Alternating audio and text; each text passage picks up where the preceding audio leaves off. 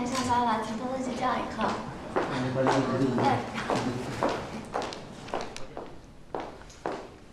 你们先忙，先忙。嗯。好的。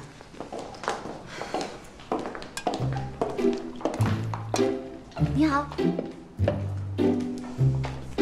那个有个事儿我想跟你解释一下。哎呀，我跟子豪真的不是那种关系，我只是他的钟点工，我怎么可能是他老婆嘛，对吧？这些事情呀，你不用跟我解释，我也知道是假的。有什么了不起的呀？你不过呢，就是住在音乐工作室那种地方，没有什么了不起的。有本事的话，你可以把你跟子豪的结婚证放到我面前，让我死了这条心呀。不是，你是不是还是误会了？我跟子豪只是那个……只是什么啊？我告诉你啊，林轩，你现在可不要得意得太早。我谭一娜可不是好惹的，有本事的话，咱们两个走着瞧。哼。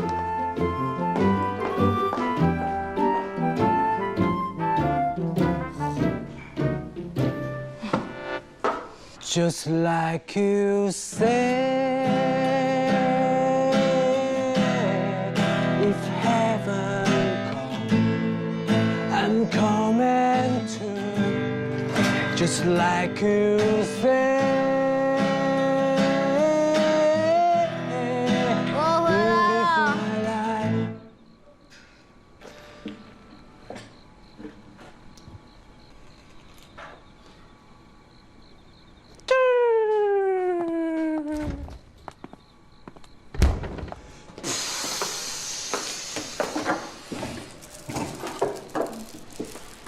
第一天上班怎么样？快累死了。才第一天你就说累，行不行啊？它不是那种累，它是一种精神压力的紧绷。我一到那，单总就考我这考我那的，还有我整个人压力。有没有在听啊？没那么严重嘛。我现在突然发现，单总真的是一个好厉害的人，他简直就是一个传说。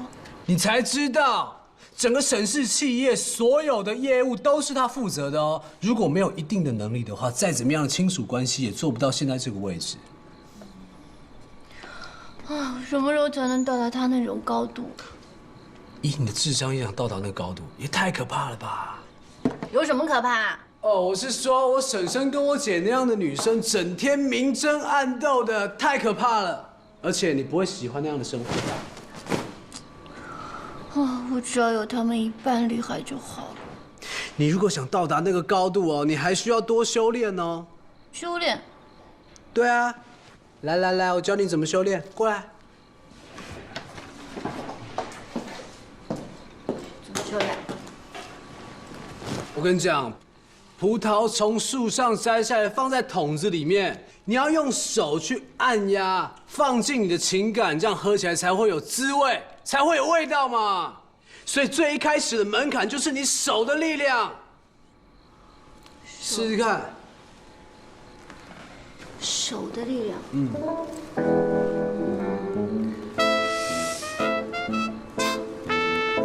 再用力一点。这样。再用力一点。还不够，不够，再来。这样。高一点，高一点，差不多。弹一点吉他好累哦。我看你现在最需要的应该是运动一下。太过分了吧！我上了一天班快累死了，你还把我当按摩小妹。对了，上次来的那个娜娜，她是我的同事，你最好跟她解释清楚。她现在都把我当她的情敌了，快恨死我了都。哦，说到这件事情，我还要特别感谢你了。他不知道赶走我几个女朋友了，但是女生这种事情就是这样嘛，旧的不去，新的不来啊。赵熙说你是花花公子，你还不承认？谁都有资格说，就他没资格。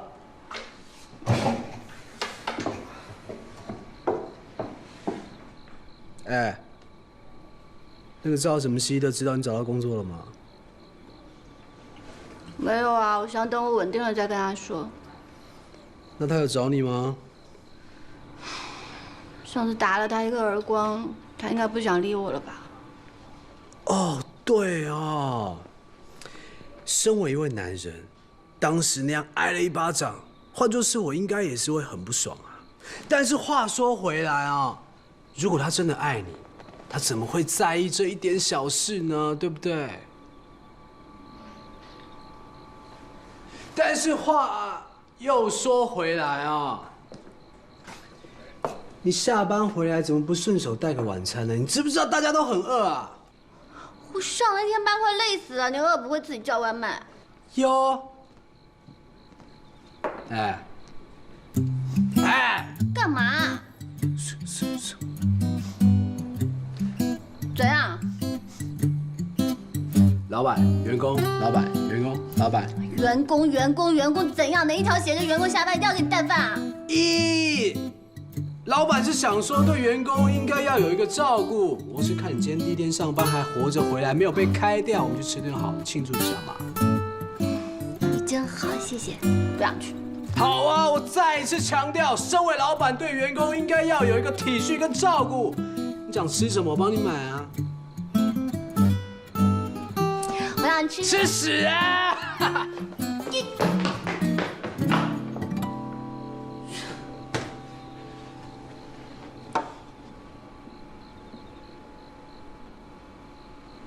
我真的还在生气吧？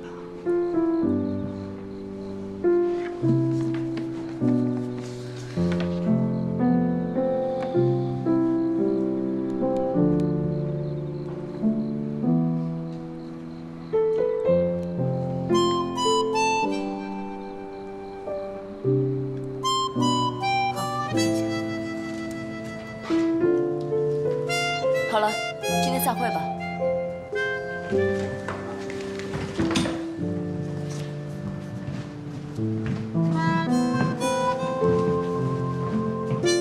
与其说是我利用他，倒不如说是他通过我对他的利用，飞上了枝头变凤凰。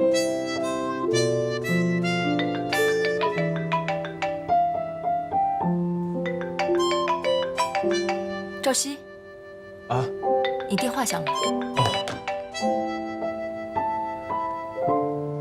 你可以出去接。啊，没什么，就一个普通的朋友，我待会儿回给他。早点回家休息吧。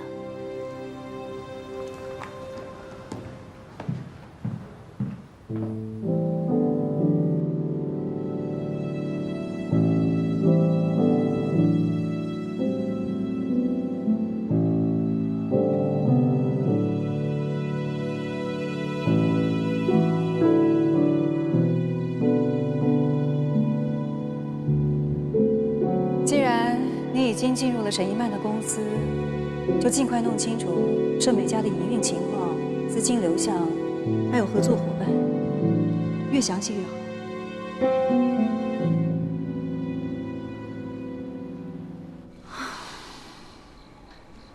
为什么不接我电话？师傅他还在吗？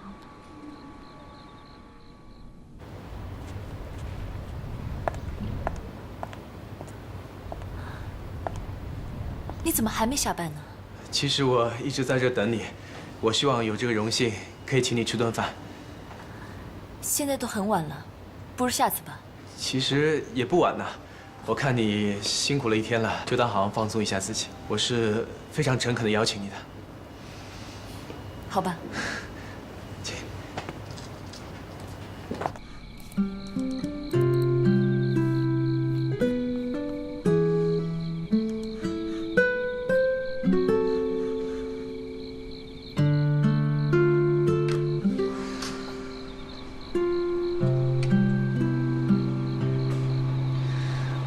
不行，我还是得打给他，让他说清楚才行。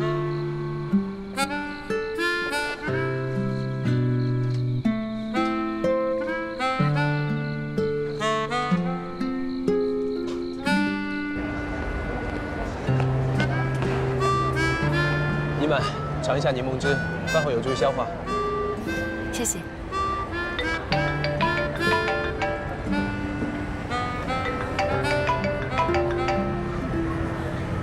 你干嘛又不接电话？啊，是林轩打来的，他就喜欢没事找事，不用理他。对了，柠檬汁味道怎么样？你觉得这个柠檬汁味道怎么样？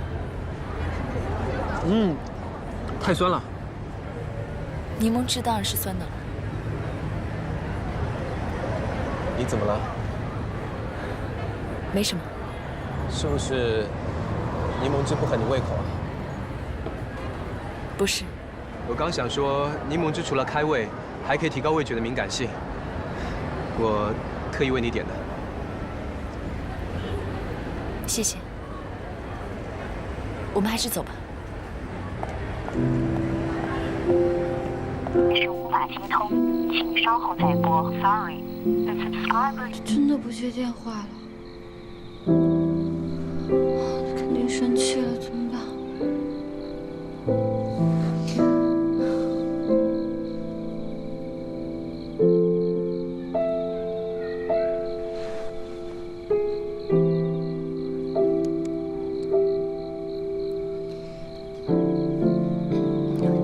赵熙，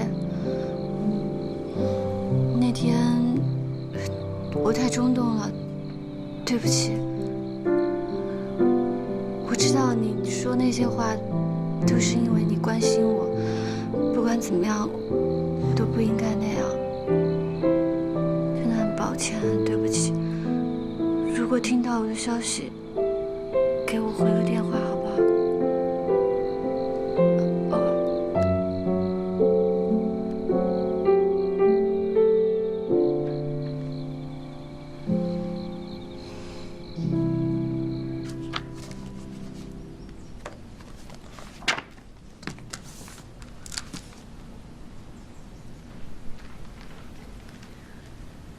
作为一个品酒师，你必须要熟记各种红酒的资料，包括产地、年份、口感，还有名称等等一切的特点。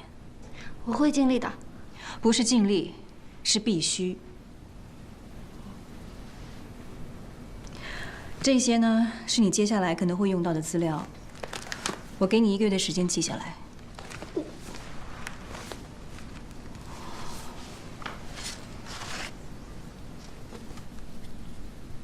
全是英文的。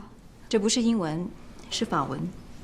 法文一个，哎，单总不是1个月，我担心我可能。人生不会因为担心就不继续，你试都没试过，你怎么知道不行呢？哦，我知道了。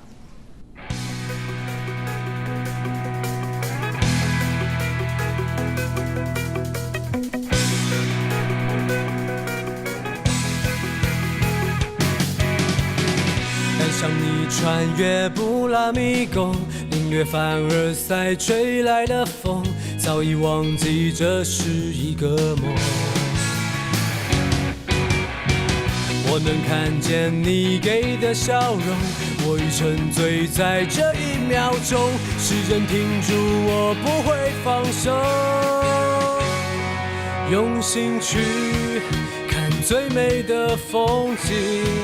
在下一个路口，寻找你的身影，不再和你擦肩而过。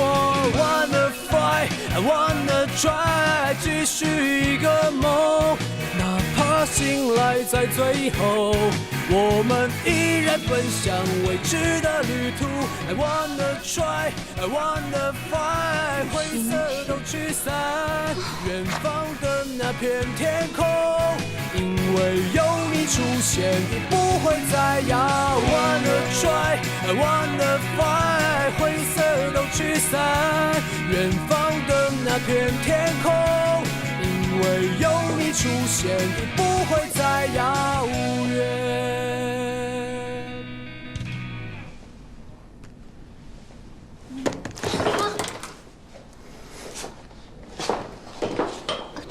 对不起啊，我怎么睡着了？陈大哥，我是不是特别笨啊？我觉得我好像……你绝对是我在红酒界见到过最不多的好苗子。真的啊？其实我也没想到，原来品酒师这么辛苦啊，比我以前做面包辛苦好多。这只是刚开始。啊，单总，品酒师在我国是个新兴的行业，相关规范都还在完善当中。国内比较常见的就是去考 ESW 品酒师课程，而在国外比较公认的是 WSET、CMS， 还有 SWE 这些证书。如果要更专业的话，可以到英国的伦敦葡萄酒学院去考 Master of Wine。不过这是业内公认最难的课程，到目前为止，全球大概只有不到300个人可以 pass。单总，那您过了哪些啊？我们品酒师的工作不只是喝酒这么简单，涵盖的工作量可以非常的广。从前期的酿酒开始，品酒师就要监控红酒的质量，一发现不良的因素就要立刻解决。中间的采购流通，我们还要对红酒进行检测把关，甚至到了最后，我们可能还要帮顾客挑选最适合他饮用的红酒。那我以后也是要这样吗？所以我才要你把基础的知识都学好。你放心吧，我一定会好好学的，不会让您失望的。还有，你要注意生活当中所发现的味道，然后记住这些味道，让自己的嗅觉记忆库庞大起来，总有一天你会用得上。好，单总再见。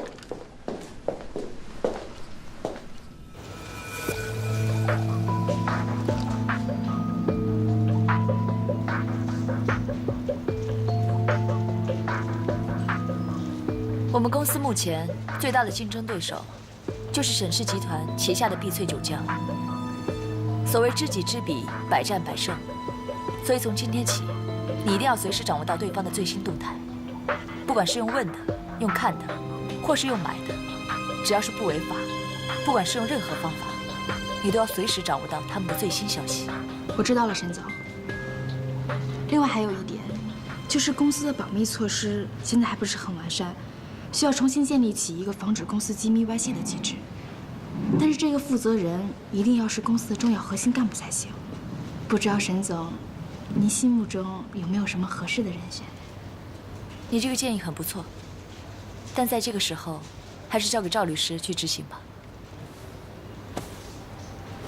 可是，赵律师他才来公司没有多久哎，就这么交给他，你对我的决定有疑虑吗？没有。李玉，你是我身边最得力的助手，如果你跟不上我的脚步，让我怎么相信你？对不起，沈总，下次我会注意。先出去吧。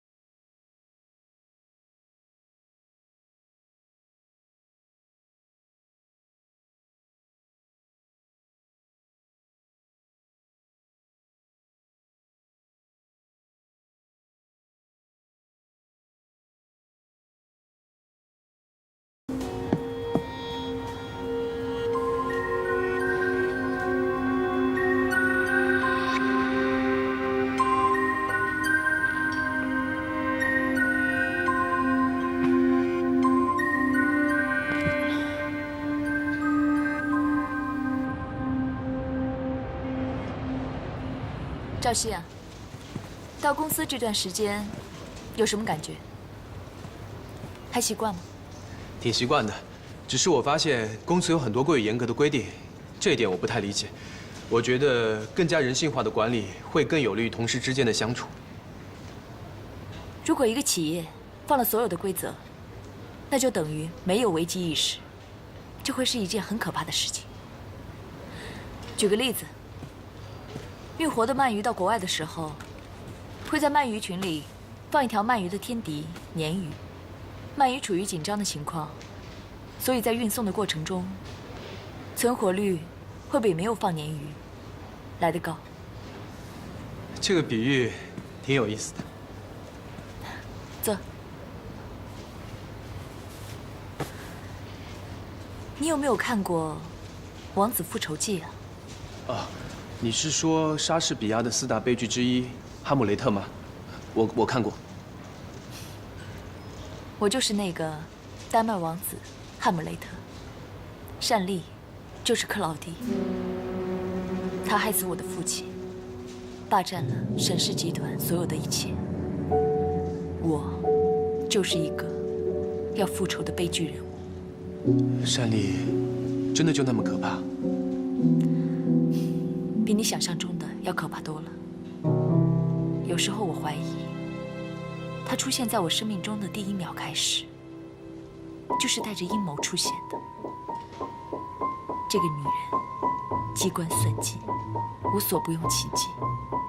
她的目的就是要夺走我们沈家的一切。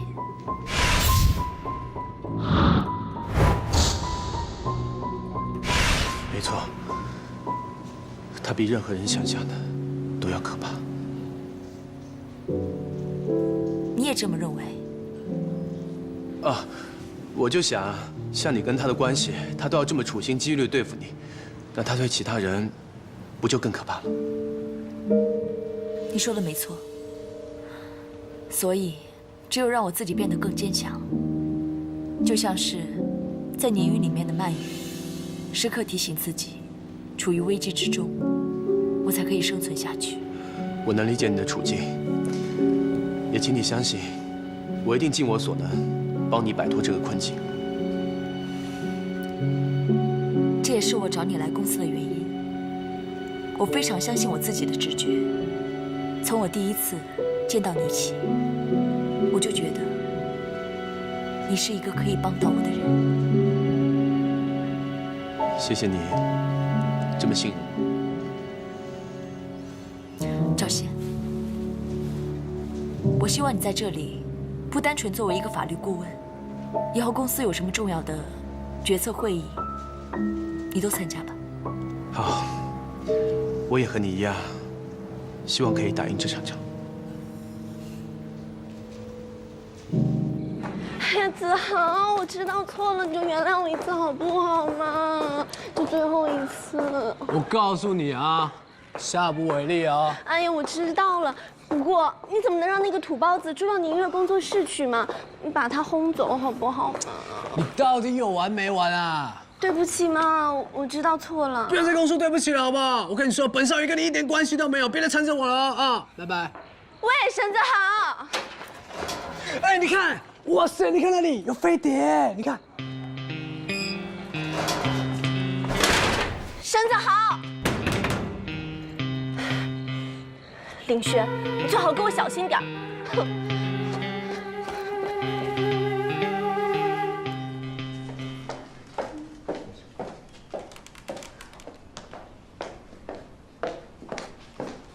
这没人做吧？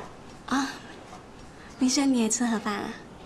嗯，刚到这来，不知道这附近有什么好吃的。我知道这附近有一家很好吃又便宜的，下次我们一起去。好啊。啊，我知道了，水。好。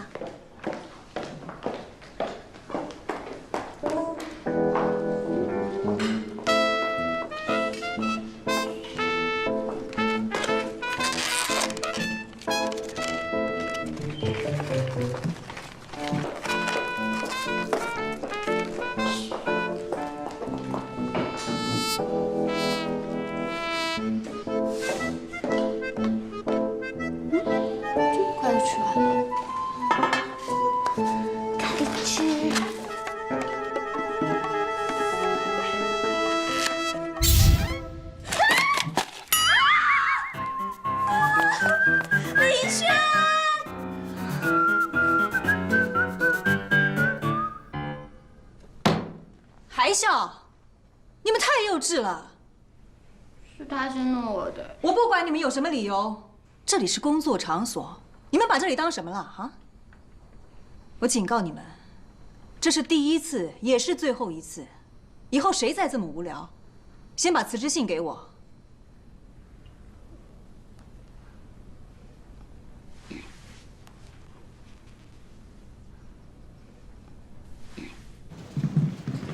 沈总，财务总监进来汇报。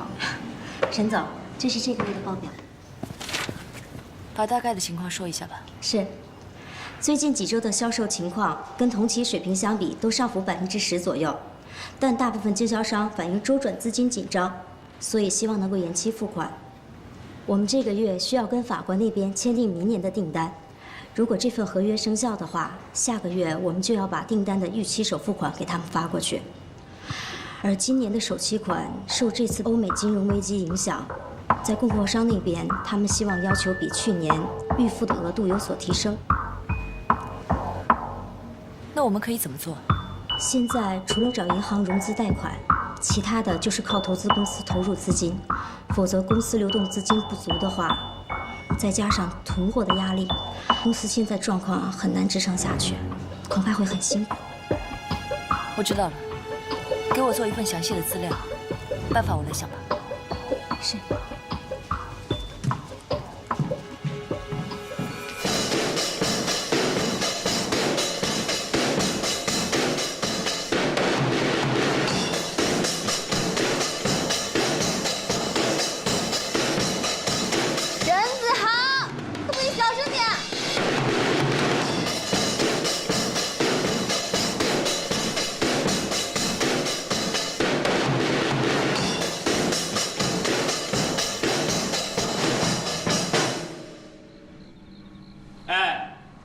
给我拿杯水啊！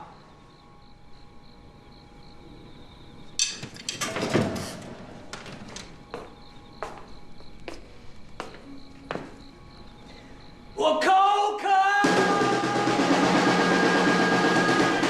口渴不会自己去倒啊？不是嘛？合约上面有写我练请你跟班啊，怎么样？想违约啊？你那是霸王条款，我不服。笑什么呀？哎，你真能自助谈音啊？你这个人真是的，人家再怎么说也是你女朋友吧？这样对她。注意你的用词，是女的朋友，不是女朋友 ，OK？ 真受不了你们这些女生，整天喜欢斗来斗去的。就你这副德行，将来你一定会遇到一个女人，让你对她死心塌地，最后把你给甩了，让你心碎到死。我真的好期待世界上有这样的人哦。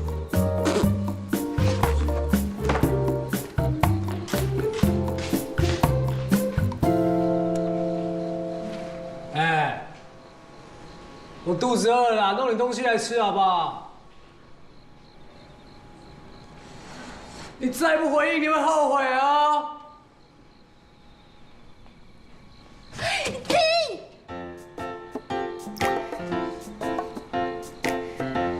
你要吃什么啊？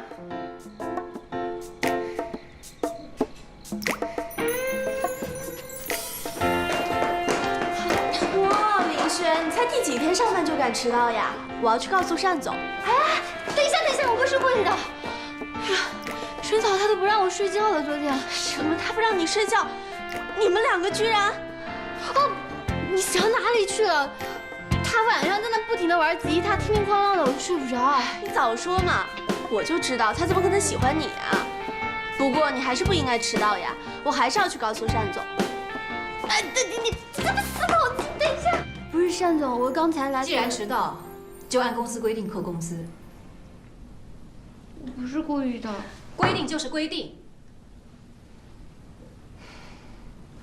裴娜，你可以先出去了。啊。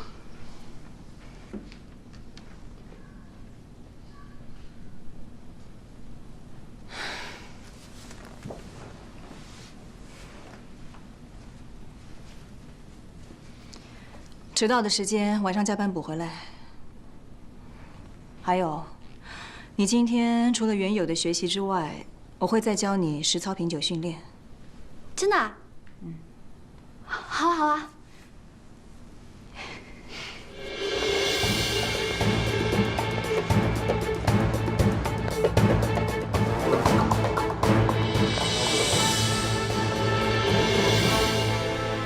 沈小姐，根据您提供的资料，本行的评估结果风险太高，没有办法贷款给你。那还有没有其他的贷款办法？可以通过房屋抵押贷款，但是贷款的额度也不是很高，而且怎么了？市场上有一些风言风语，就是说你们公司资金链出了问题，甚至已经达到了资不抵债。谁对我们盛美家这么感兴趣啊？我们盛美家一直经营正常啊，还有销售额还一直提高呢。我相信只是流言，我也是提醒一下你，这些流言对你们非常的不利。好了，我知道了。那我还有其他的客户，希望下次有机会合作。好。你帮我查一下，究竟是谁在恶意重伤我们盛美家？不用查了，肯定是比穗。我知道，我让你查的是，他们怎么可能这么清楚我们公司的资金链情况？至少表面上看，他们不可能这么快就对我们公司知根知底的。您的意思是，公司有内鬼？不能排除这个情况。你帮我留意一下，多排查排查。还有，安排一下媒体的宣传，就说我们公司背景深厚，资金充裕，让市场的人不要相信那些流言蜚语。沈总，我怕这样只会越描越黑啊。没事，我会找人帮我们疏通的。还有，继续找银行的贷款也非常重要。你说我们还有什么筹码？沈总，我觉得不如你跟你叔叔沈建国有钱周转，这样就不用自己的房子去抵押贷款了。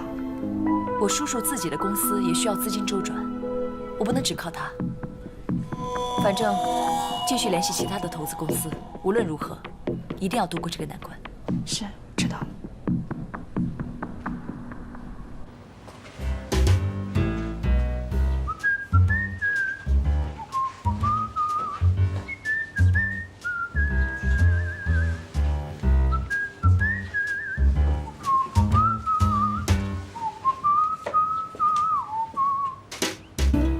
谁？除了伊曼还能是谁呀？你怎么来也不打个招呼呢？没有啊，突然想起你了，就过来找你聊聊呗。好啊，我也想跟你聊呢。走，外面坐。我这辈子最大的遗憾就是没能追求到你。那我现在回国了，就换我追你吧。真的吗？那当然太好了。可是这好像不太像我认识的那个沈一曼吧？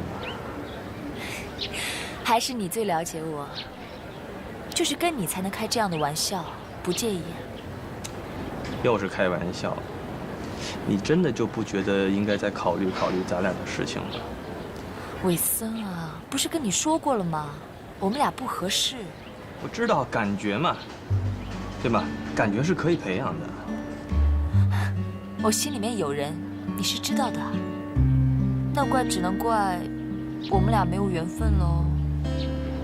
当年我们俩在英国的时候，我向你表白，你就告诉我说你心里有别人。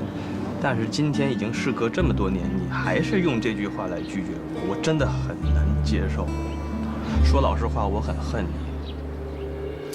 你恨我，我还是把你当做最好的朋友啊。我真的很希望我们能够维持这样的友好关系，不谈恋爱，只谈友情。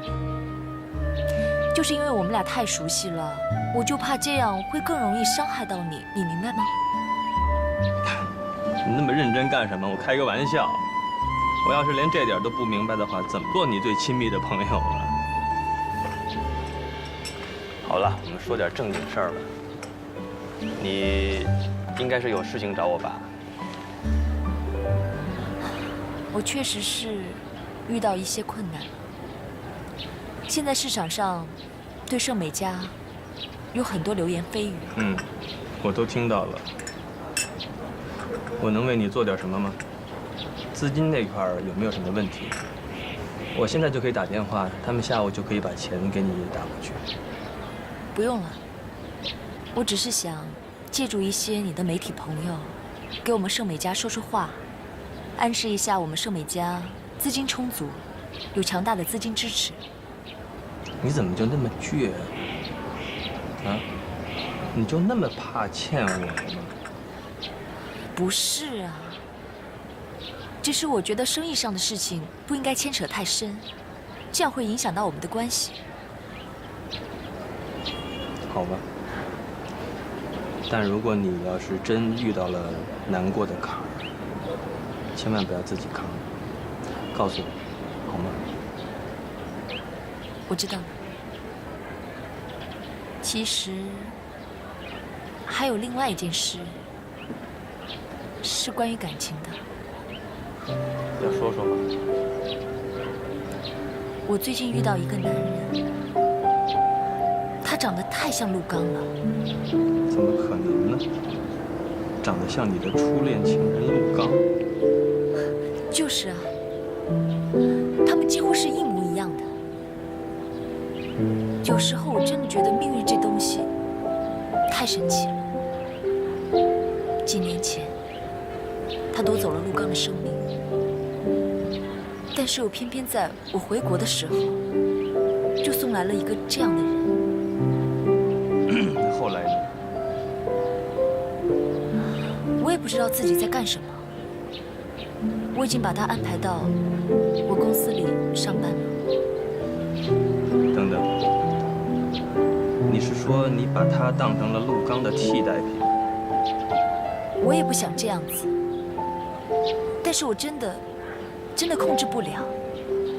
我每次看到他的时候，都会想起以前一些很美好的回忆。我知道这样不好。你这样确实很不好，让我帮你顺清思路啊。首先，这个人他一定不是陆刚，你要清楚。那段感情对于你而言，他已经过去了。你应该回到脚踏实地的现在，开始新的感情和生活。但是你要记住，一定不要被你过去的回忆绑架。嗨，不管怎么样，就算到最后，你不是还有一个像我这样忠诚的情感垃圾桶吗？好了好了，别再开这种玩笑了。我把心里面的事情都说出来，好很多。谢谢你，垃圾桶。哦，作为垃圾桶，我很满足。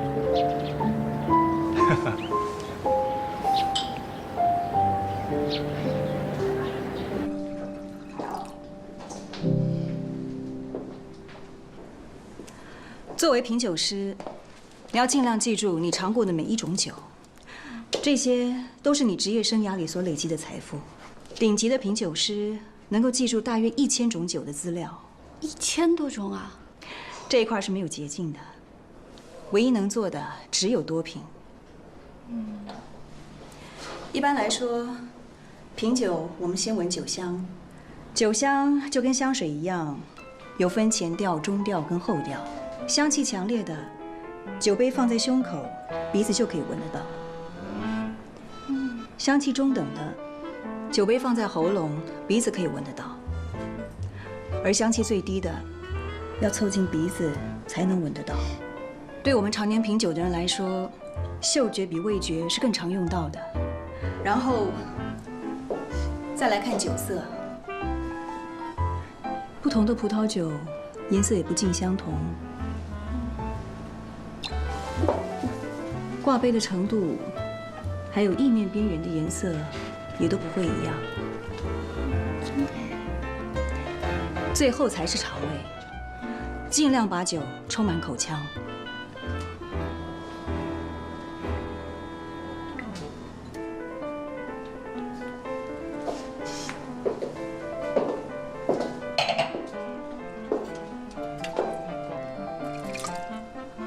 感受红酒出入口的味道，在口腔里会不会有变化？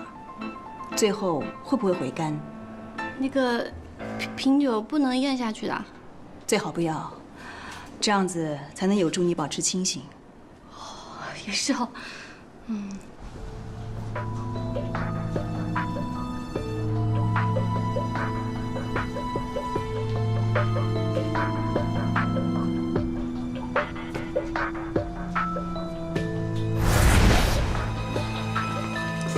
江会计，怎么看起来愁眉苦脸的？赵律师，公司财务出现了状况，如果不尽快找到资金或者银行贷款的话，接下来公司的运营恐怕会出现问题。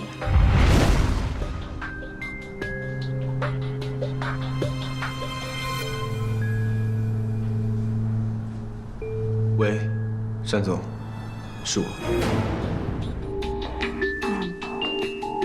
好，我知道了。单总，有什么好消息吗？你好好观察盛美家的一举一动，看看他们都跟谁接触，第一时间跟我汇报。